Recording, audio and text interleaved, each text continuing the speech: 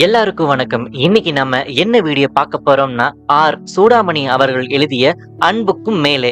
இந்த வீடியோல அன்புக்கும் மேலே என்ன இருக்குதுன்னு பார்ப்போம். வாங்க வீடியோக்குள்ள போலாம். மாணிக்கமும் அவருடைய மனைவி லலிதாவும் ஒண்ணா வேலைக்கு போயிட்டு இருந்தாங்க. மாணிக்கத்துக்கு வயசானனால அவர் ரிட்டையர்ட் ஆகி வீட்டுல இருக்காரு. அவருடைய மனைவி லலிதா மட்டும் இன்னுமே வேலைக்கு போயிட்டு இருக்காங்க.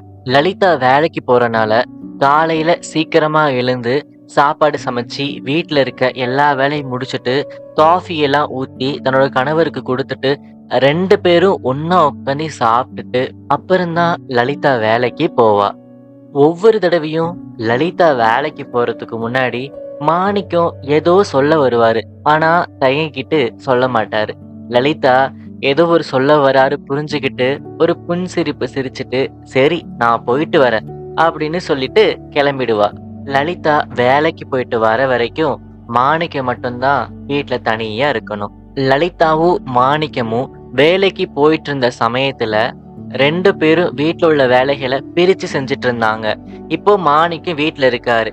லலிதா வேலைக்கு போய்கிட்டு இருக்கனால வேலைகளை செய்யாம போயிட்டானா, ஓ நம்ம வீட்டுல இருக்கனால நம்மள வேலை செய்ய சொல்றாளான்னு சொல்லிட்டு தாழ்வு மனப்பான்மை மாணிக்கத்துக்கு ஏற்பற்ற கூடாது அப்படிங்கிற காரணத்தினாலதான் லலிதா தினசரி வேலைகளை முடிச்சுட்டு தான் வேலைக்கு போவா.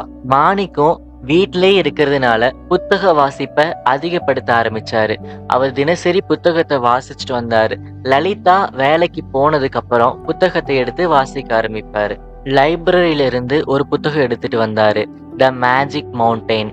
அந்த புத்தகத்தை வாசிட்டே இருக்கும் போது தூங்கி தூங்கி விழுந்தாரு. இப்பதான் யோசிச்சாரு, நம்ம பேசாம எழுத்தாளரா ஆயிருக்கலாம். ஏன்னா எழுத்தாளருக்கு தான் ஓய்வே கிடையாது. அவங்க எழுதிக்கிட்டே இருப்பாங்க, யோசிச்சுக்கிட்டே இருப்பாங்க அப்படின்னு சொல்லிக்கிட்டே லலிதா எப்பதான் ரிட்டையர்ட் ஆவாளோ, எப்பதான் நம்ம கூட இருப்பாளோ அப்படின்னு யோசிச்சுக்கிட்டு இருக்காரு.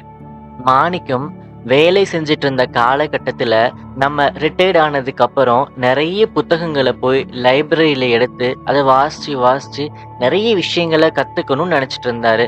ஆனா இப்பவோ ஒரு புத்தகத்தை கூட முழுசா வாசிக்க முடியல. அப்படி வாசிச்சா தூக்கம் தான் வருது, அப்படி இல்லைன்னா வேற ஏதாவது நினைவுகள் தான் வருது. நிறைய புத்தகங்களை எடுத்துட்டு வந்தாலும் எதையுமே படிக்க முடியல. இவ்வளோ புத்தகம் எடுத்தும் 2 புத்தகத்தை மட்டும் தான் முழுசா படிச்சிருக்காரு. மிச்சத்தையெல்லாம் லைப்ரரியில போய் திரும்ப ரிட்டர்ன் கொடுத்துருவாரு. வீட்டை பெருக்கிறதுக்காக வேலைக்கார கிழவி வரா. ஐயா, இந்த இடத்த மட்டும் கொஞ்சம் பெருக்கணும், அந்த பக்கமா போய் உட்காருறீங்களான்னு சொன்னதுமே மாணிக்கம் குடுகுடுன்னு வெளியவே ஓடி போயிட்டாரு. வெளியில போன மாணிக்கம் வேலை இல்லாதனால நம்ம வீட்டு வேலைக்காரி கூட நம்மள மதிக்க மாட்டேங்கிறாளே அப்படின்னு மனசுக்குள்ளவே நினைச்சுக்கிறாரு. முன்னெல்லாம் மாணிக்கமும் லலிதாவும் ஒன்னா வேலைக்கு போய்கிட்டு இருந்த சமயத்துல வேலைக்கார கிழவி காலையில சீக்கிரமா வந்து 2 பேருக்கும் ஹெல்ப் பண்ணுவா. ஆனா இப்போ மாணிக்கம் வீட்டுல தானே இருக்காரு, நம்ம லேட்டாவே வரலாம்னு சொல்லிட்டு தினசரி லேட்டா தான் வேலைக்காரி வரா. வேலைக்கார கிழவி வீடெல்லாம் சுத்தம் பண்ணதுக்கு அப்புறம், ஐயா நான் கூட்டிட்டேங்க ஐயா, நீங்க இப்ப உள்ள வாங்க அப்படின்னு கூப்பிட்டதும் கேட்ல யாரோ தட்டுற சவுண்டு கேக்குது. ரோட்ல ஒரு பிச்சைக்காரன் தான் கேட்டை தட்டிட்டு இருக்கான். ஐயா பிச்சை போடுங்க ஐயான்னு மாணிக்கத்தை பார்த்து கேக்குறான். மாணிக்கத்துக்கு உடனே கோபம் வருது. என்னடா நீ பிச்சை போடுங்க அம்மா தானே கூப்பிடுவ, ஓ அப்ப நான் வீட்டுல இருக்கேன்னு சொல்லிட்டு பிச்சை போடுங்க ஐயான்னு சொல்றியான்னு, உனக்கு பிச்சை இல்ல ஒண்ணும் இல்ல போடா அப்படின்னு சொல்லிட்டு வீட்டுக்குள்ள போறாரு மாணிக்கம். இப்பதான் அவரோட ஆபீஸ் ஞாபகங்கள் எல்லாம் வருது. ஆபீஸ்ல MC கோபாலன் அப்படின்னு ஒருத்தர் இருந்தாரு. அவரு பிச்சைக்காரங்களை பத்தி நிறைய சொல்லுவாரு. மறுபடியும் கேட் திறக்கிற சத்தம் கேட்டுச்சு. யாரு அதுன்னு வெளியில போய் பாக்குறாரு மாணிக்கம். பார்த்தா தபால்காரர் நின்னுட்டு இருக்காரு. இந்தாங்க சார், லெட்டர் வந்திருக்கு. உங்களுக்கு 2 லெட்டரு, லலிதா அம்மாவுக்கு 2 லெட்டர் வந்திருக்கு அப்படின்னு சொல்லி லெட்டரை மாணிக்கத்திட்ட கொடுத்து தபால்காரர் கிளம்பிட்டாரு. தபால்காரர் கொடுத்த லெட்டரை எடுத்து பிரிச்சு பாக்குறாரு மாணிக்கம். ஒண்ணு டெல்லியில இருந்து அவருடைய பையன் அனுப்பி வச்சிருக்காரு, இன்னொன்னு அவர் ஆபீஸ்ல இருந்து அனுப்பியிருக்காங்க. தன்னோட பையன் அனுப்புன லெட்டரை எடுத்து மாணிக்கம் படிச்சு பாக்குறாரு. முதல் வரியிலேயே உங்களோட ரிட்டையர்டு வாழ்க்கை எப்படி இருக்குன்னு கேக்குறாரு. இத படிச்ச மாணிக்கத்துக்கு ரொம்ப கோவம் வருது. அடுத்த லெட்டர் எடுத்து படிக்கிறாரு. அது அவர் கூட வேலை செஞ்ச பட்டாபின்னு ஒருத்தர் எழுதியிருக்காரு. அதுல அவர் ஆபீஸ்ல நடக்கிற விஷயங்கள்லாம் நிறைய எழுதியிருக்காரு. புதுசா வந்த ஆபீசரு உங்கள மாரி இல்ல. இங்க வேலை செய்ற எல்லாருமே உங்கள ரொம்ப மிஸ் பண்றோம்னு அந்த லெட்டர்ல எழுதியிருக்கு. மறுபடியும் வெளியில யாரோ சத்தம் போடுற சவுண்ட் கேக்குது. மாணிக்கம் வெளிய போய் பார்க்கறாரு. 2 பெண்கள் கையில ஒரு பையோட வந்திருக்காங்க. அவங்க ஒவ்வொரு வீடா போயிட்டு சர்வே எடுக்கிறவங்க. எத்தன பேர் இருக்காங்க, என்னென்ன பொருட்கள் யூஸ் பண்றாங்கன்னு பார்க்க வந்திருந்தாங்க. கேட்கிற கேள்விகளுக்கெல்லாம் பதில் சொல்லிட்டு உள்ள போறாரு மாணிக்கம். உள்ள போகும்போதுதான் யோசிச்சுக்கிட்டே போகிறாரு. நம்ம மனைவி இருந்தா அவ தானே எல்லாம் சொல்லியிருப்பா. அவ இல்லாதனாலதான் நம்மள கேக்குறாங்கன்னு யோசிச்சுக்கிட்டே வீட்டுள்ளுக்கு போறாரு. பேசாம லலிதாவ வீட்லவே இருக்க சொல்லிடலாமா? அவ ஆசைக்காக வேலைக்கு போறா. அவ ஆசையே நம்ம கெடுக்கணும் அப்படின்னு யோசிக்கிறாரு. சரி, லலிதா வரட்டும், அவகிட்டயும் ஒரு வார்த்தை கேட்டுடலாம். அவ என்ன சொல்றான்னு பார்க்கலாம். லலிதா வரட்டும்னு காத்திருக்காரு மாணிக்கம். கொஞ்ச நேரம் தூங்கிட்டு எழுந்து வாக்கிங் போறாரு மாணிக்கம். வாக்கிங் போற வழியில ஒரு மண்டபம் ஒண்ணு இருக்கு. அந்த மண்டபத்துல முருகனுக்கான விசேஷ பூஜைகள் நடக்குது. அதுல ஒரு கச்சேரி ஒண்ணு வைப்பாங்க. மாணிக்கத்துக்கு அந்த கச்சேரினா ரொம்ப பிடிக்கும். சரி, சாயந்தரமா லலிதா வரட்டும், அவளையும் கூட்டிட்டு இந்த கச்சேரிக்கு போலான்னு மாணிக்கம் நினைக்கிறாரு. லலிதா வேலையை முடிச்சிட்டு 6 மணிக்கு தான் வராங்க. எப்பவும் போல இல்லாம இன்னைக்கு ரொம்ப டயர்டா இருக்காங்க. ஏன்னா ஆபீஸ்ல வர வேண்டிய 3 பேரும் லீவ் போட்டுட்டாங்க. இருக்கிற எல்லா வேலையும் லலிதா தான் பார்த்தாகணும். எல்லாத்தையும் முடிச்சிட்டு டயர்டா தான் வீட்டுக்கு வரா லலிதா. வீட்டுக்குள்ள வந்த லலிதா மாணிக்கத்தை பார்த்ததுமே, எங்க சாப்பிட்டீங்களா அப்படின்னு கேட்டுட்டு, இருங்க நான் டீ ஊத்திட்டு வரேன், 2 பேரும் குடிக்கலான்னு கிச்சனுக்குள்ள போறா. டீ ஊத்திட்டு வந்து மாணிக்கத்திட்ட கொடுத்து லலிதா கேக்குறா, ஏங்க இன்னைக்கு என்ன பண்ணீங்க, என்னெல்லாம் நடந்துச்சு, ஏதாச்சும் சுவாரஸ்யமா நடந்துச்சான்னு கேக்குறா.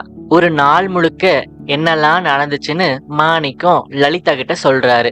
உனக்கு 2 லெட்டர் வேற வந்திருக்கு, அதை எடுத்து படிச்சிருமான்னு கையில கொடுக்கறாரு மாணிக்கம். மாணிக்கம் கேக்குறாரு, லலிதா இன்னைக்கு வந்து கச்சேரி இருக்கு, நாம 2 பேரும் போயிட்டு வரலாமான்னு கேக்குறாரு.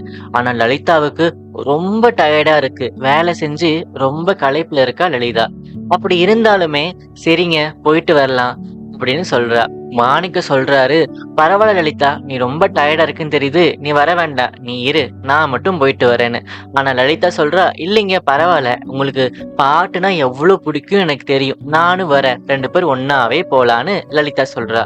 இல்ல பரவாயில்ல லலிதா, நான் மட்டும் போயிட்டு வரேன், நீ வீட்லயே இரு அப்படின்னு சொன்னதுமே லலிதா, சரிங்க நீங்க பார்த்து பத்திரமா போயிட்டு வாங்கன்னு சொல்லி அனுப்பி வைக்கிறா. மாணிக்கமும் போய் கச்சேரியை பார்த்துட்டு நைட்டு வீட்டுக்கு வந்துட்டாரு. ஆனா அடுத்த நாள் மாணிக்கத்துக்கு ரொம்ப கோபம். நம்ம பாட்டு கேட்க கூட தனியா தான் போகணும், அவ வரல சொல்லிட்டு ரொம்ப கோவப்படுறாரு. லலிதாவுக்கு வேலைக்கு நேரமாச்சு. ஏங்க வாங்க சாப்பிடலான்னு மாணிக்கத்தை கூப்பிடுறா. உடனே மாணிக்க சொல்றாரு, நீ சாப்பிட்டுட்டு போ, நீ தானே வேலைக்கு போகணும், நான் சும்மா வீட்டுல தானே இருக்கேன், நான் அப்புறம் கூட சாப்பிட்டுக்கிறேன், நீ சாப்பிட்டு போமா அப்படின்னு மூஞ்சில அடிச்ச மாதிரி லலிதாவை பார்த்து மாணிக்கம் சொல்லிடுறாரு. லலிதாவும் எதுவுமே சொல்லாம சிரிச்சுக்கிட்டே போயிடுறாங்க. வீட்ல வாங்கி வச்சிருக்க மர சாமான்லாம் ரொம்ப பழசான மாதிரி ஆயிடுச்சு, அத போய் கொஞ்சம் பாலிஷ் போட்டு வரலாம்னு சொல்லிட்டு கடைக்கு போறாரு மாணிக்கம். கடைக்கு போனதுமே கடைக்காரன் கேக்குறான், ஐயா என்ன நீங்க இவ்வளவு வெயில்ல நடந்து வரீங்க, சொல்லியிருந்தா நானே வீட்டுக்கு வந்திருப்பேல, வாங்க வந்து உட்காருங்க, ஜூஸ் எது குடிக்கிறீங்களான்னு சொல்லி மாணிக்கத்தை பார்த்து அந்த கடைக்காரன் கேக்குறான். உடனே மாணிக்கத்துக்கு ரொம்ப வருத்தமாச்சு. நம்ம வயசாயிட்டோம் சொல்லிதானே எல்லாரும் இப்படி கவனிக்கிறாங்கன்னு சொல்லி மனசுக்குள்ளவே ரொம்ப வருத்தப்பட்டுக்கிறாரு. அப்புறமா வீட்டுக்கு கிளம்பிட்டாரு. ரொம்ப களைப்பா இருந்தனால படுத்தும் தூங்கிட்டாரு. தூங்கி எழுந்த அப்புறம்தான் அவருக்கே கொஞ்சம் நிம்மதியா இருக்கு. காலையில லலிதாவை வேற கடுமையா பேசிட்டோம். சரி, அவ வரத்துக்குள்ள அவ மனசு குளிர்ற மாதிரி ஏதாவது செஞ்சு வைக்கலான்னு சொல்லி வீட்டுல இருக்க எல்லா ஒட்டடையும் அடிக்கிறாரு. ஒட்டடை அடிச்சிட்டு இருக்கும் போதே அவருடைய ஃப்ரெண்டு கதிரேசன் வீட்டுக்கு வந்துடுறாரு. வாப்பா வா, என்ன திடீர்னு வந்திருக்க, ஒண்ணுமே சொல்லல அப்படின்னு ஃப்ரெண்ட பார்த்து கேக்குறாரு. கதிரேசனும் இவர மாதிரி ரிட்டையர்ட் ஆகி வீட்லயே தான் இருக்காரு. கதவை திறந்து வச்சா அப்படியே உள்ள வந்துடுறதா, கட்டிட்டு கூட வர தெரியாதான்னு சொல்லி தன்னோட ஃப்ரெண்ட மனசுக்குள்ளவே திட்டுறாரு மாணிக்கம். மாணிக்கத்தை பார்த்து கதிரேசன் கேக்குறாரு, எப்படிப்பா உனக்கு பொழுது போகுது அப்படின்னு. மாணிக்கம் சொல்றாரு, நான் நிறைய புக்ஸ் படிப்பேன், சாங்ஸ் கேட்பேன், வீட்ல உள்ள கொஞ்சம் கொஞ்சம் வேலையெல்லாம் பார்ப்பேன், அதுலயே எனக்கு பொழுது போயிருதுப்பா. உனக்கு என்ன விஷயமா வந்திருக்கேன்னு மாணிக்கம் கேக்குறாரு. ஒரு விஷயமும் இல்ல, உங்களை பார்த்து ரொம்ப நாள் ஆச்சு, அதான் எப்படி இருக்கீங்கன்னு கேட்டு போலான்னு வந்தேன். உங்க ஒய்ஃப் வேற வேலைக்கு போயிருவாங்களா? நீங்க மட்டும் தான் வீட்ல இருப்பீங்க. சரி உங்களுக்கு பொழுது போகாதே, கொஞ்சம் பேச்சு துணைக்கா இருப்போமேன்னு தான் வந்தேன் அப்படின்னு கதிரேசன் சொல்றாரு. 2 பேரும் இப்படியே கதை பேசிட்டே இருந்தாங்க. வாட்ச பாக்குறாரு கதிரேசன். ஓ 4:30 மணி ஆச்சா? சரி மாணிக்கம், நான் கிளம்புறேன். வீட்ல மனைவி கிட்ட வெந்நீர் போட்டு வைக்க சொன்னேன். அவ போட்டு வச்சிருப்பா. போலினா கத்துவா. சரி நான் போயிட்டு வர மாணிக்கம்னு சொல்லி கதிரேசன் கிளம்பிட்டாரு. கதிரேசன் போனதுக்கு அப்புறம் மாணிக்கத்துக்கு ரொம்ப கோவம் வருது. கதிரேசன் வீட்ல அவங்க மனைவி இருக்கனால தானே இத்தனை உதவியா இருக்காங்க. நம்ம வீட்லயோ அவங்க வேலைக்கு போறாங்களேன்னு சொல்லிட்டு ரொம்ப வருத்தப்படுறாரு. இன்னைக்கு லலிதா வீட்டுக்கு வர ரொம்ப லேட் ஆச்சு. 7 மணிக்கு தான் வீட்டுக்கு வந்தாங்க. ரொம்ப டயர்டா இருந்துச்சு. எவ்வளோ டயர்டா இருந்தாலுமே சிரிச்சுக்கிட்டே தான் வீட்ல இருக்க எல்லா வேலையும் பண்ணிக்கிட்டு இருக்காங்க. எல்லா வேலையும் முடிச்சிட்டு மாணிக்கத்தை கூப்பிட்டு, சரி சொல்லுங்க இன்னைக்கு என்னெல்லாம் நடந்தது அப்படின்னு லலிதா கேக்குறாங்க. மாணிக்கம் ஏதோ ஒண்ணு கேட்க வராரு. ஆனா அப்படியே தயங்கிக்கிட்டு அமைதியாயிடாரு. இத பார்த்த லலிதா, ஏங்க ஏதோ கேட்க வர்றீங்க ஆனா சொல்ல மாட்டேங்கிறீங்களே, எதுவா இருந்தாலும் கேளுங்க அப்படின்னு லலிதா கேக்குறா. உடனே மாணிக்கம், உன்னைய வேலையை விட்டு நான் நிக்க சொன்னா நீ நிப்பியா? இதே மாதிரி அன்பு இருக்குமா அப்படின்னு கேக்குறாரு. அதுக்கு லலிதா, அன்பு போகாது அப்படின்னு சொல்றா. லலிதா சொன்ன பதில கேட்ட மாணிக்கத்துக்கு மனசுக்குள்ள ஏதோ தோணிக்கிட்டே இருக்கு. அன்பு போகுமான்னு கேட்டா போகாது, போகும்னு சொல்லணும். அது என்ன அன்பு போகாது அப்படின்னு சொல்றான்னு யோசிச்சுட்டே இருக்காரு. மாணிக்கம் லலிதாவை பார்த்து, அது என்ன அன்பு போகாதுன்னு சொல்ற, இப்ப வேற ஏதாவது போகுமா அப்படின்னு கேக்குறாரு. அதுக்கு லலிதா சொல்றா, கணவன் மனைவிக்கு இடையே உயர்வு தாழ்வு இருக்க கூடாது. நம்ம 2 பேருக்கு இடையில அன்பு மட்டும் இருந்தா போதாது, மதிப்பும் இருக்கணும் லலிதா சொல்றாங்க.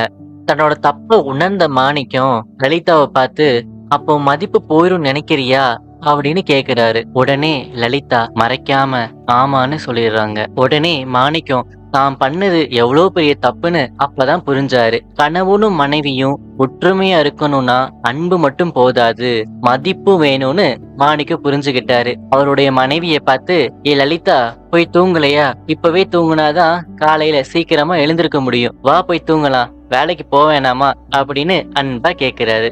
இது வரைக்கும் நீங்க கேட்டுட்டு இருந்தது சித்ரா டிவியின் தமிழ் ஸ்டோரிஸ். தேங்க்யூ ஃபார் வாட்சிங்.